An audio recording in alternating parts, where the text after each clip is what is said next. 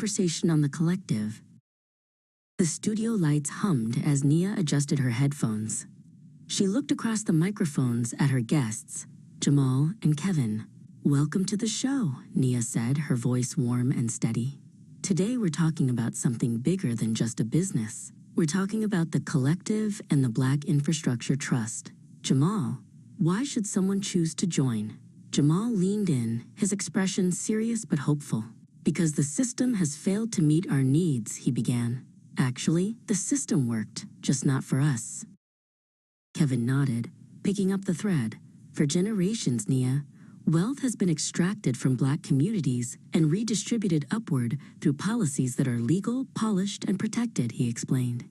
"We see corporations receiving subsidies while paying nothing in taxes, and banks being rescued after they collapse the economy. Meanwhile, when they return to foreclosing on our families, they call it business as usual. It's hypocrisy by design." Nia leaned back, processing his words. "That's a heavy reality," she said. Jamal looked directly at her. "It is, but the greatest lie ever sold was that poverty is a personal failure. That lie keeps people looking sideways at one another instead of upward at the structures draining their labor, time, and futures. As long as we are forced to compete for scraps, we never organize to own the table. The collective exists to end that cycle."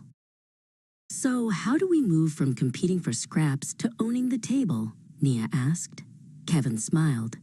"We build systems that take care of us because we will own them. The collective is member-owned infrastructure.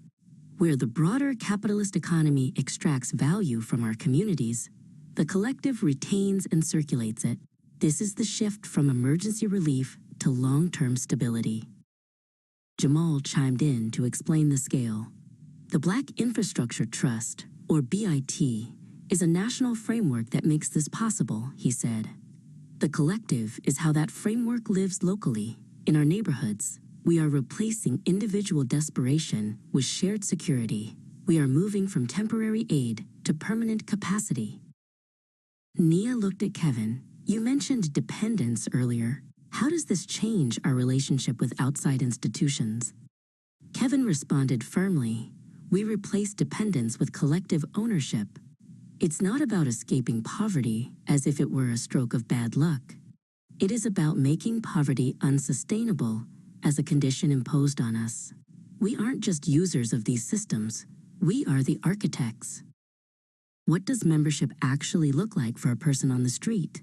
Nia asked. Jamal reached for a folder. "Membership means equal voting power. It means a shared stake and equity in profits. You aren't a customer, you are a co-owner. We focus on the things that actually matter: childcare, housing models, healthcare, and employment with a livable wage." Kevin added, "When we talk about infrastructure, we aren't just talking about roads. We're talking about the safety net we build for each other. Imagine housing that isn't designed to drain your bank account, but to provide a foundation for your family to grow. Imagine childcare that is owned by the parents and the workers, where the goal is care, not profit." Nia turned back to Jamal. "It sounds like you're redefining what it means to be a community." Jamal nodded. "Exactly. We are shifting from survival to thrival. When the community owns the housing, the clinic, and the grocery store, the money stays within our walls. It circulates. It builds. It protects. We are no longer waiting for a seat at someone else's table."